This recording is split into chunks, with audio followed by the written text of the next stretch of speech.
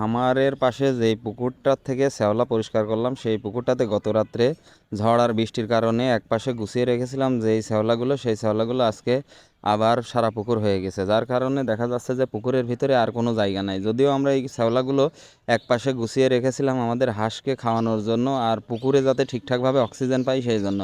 তো আজকে আসলে সেই শ্যাওলাগুলো আবার নতুন করে গুছানো লাগবে, এই জন্যই আর কি এই কলার যে মরা বাগুগুলো আছে সেইগুলো দিয়ে আমরা সুন্দরভাবে দড়ির মতো পেঁচিয়ে লম্বা করে তারপরে একপাশে এগুলো আবার গুছিয়ে রাখবো। আসলে এই জিনিসগুলো দিয়ে সুন্দরভাবে এটা রাখা যায়, আর এক জায়গায় গুছিয়ে রাখলে আমাদের উঠিয়ে আমাদের হাঁসকে খাওয়াতেও একটু সুবিধা হয়। কিন্তু হঠাৎ করে বেশি পরিমাণ বাতাস আর বৃষ্টির কারণে এইগুলো ছিঁড়ে গেছে, যার জন্যই আর কি সারা পুকুরে এইগুলো ছড়িয়ে পড়েছে। তো আজ সকাল সকাল আজকে আমরা আমাদের খামারে কাজকর্ম শেষ করে তারপরে এই কাজগুলো করব। তার আগে আমাদের গাছের কলাও এক কান পেকে গেছে, সেই কাঁদিটা কেটে আমরা বাড়িতে খাওয়ার জন্য রেখে দেব। তারপরে আমরা আসলে এই যে শ্যাওলাগুলো আছে সেইগুলো এই কলার পাতা দিয়ে সুন্দরভাবে একপাশে গুছিয়ে রাখবো ইনশাল্লাহ। আর এই পুকুর থেকে এই শ্যাওলাগুলো আমরা একবারে উঠিয়ে ফেলতে পারছি না, এই জন্যই যে আমাদের এই পুকুরে গ্লাস কাপ বা জাপানি পুঁটি দেওয়া আছে, যার জন্য তারা আস্তে আস্তে এই শ্যাওলাগুলো খাবে।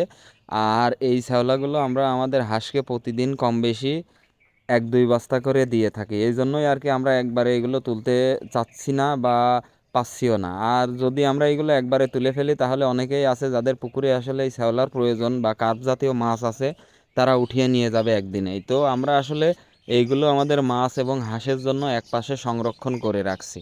আর আপনাদের আরেকটা বিষয় জানিয়ে রাখি যে এই পুকুরের শ্যাওলাগুলো কিন্তু এমনি এমনি হয়নি। আমরা প্রথম অবস্থায় এই পুকুরের শ্যাওলাগুলো কিনে এনে দিয়েছিলাম, আমাদের তখন মাছ তুলনামূলক কম ছিল, যার জন্য এই শ্যাওলাগুলো বাচ্চা উঠিয়ে আমাদের সারা পুকুর ভরে ফেলেছে, যেগুলো এখন আমাদের মাছের খাবার এবং হাঁসের খাবার হিসাবে আমাদের কাজে লাগছে।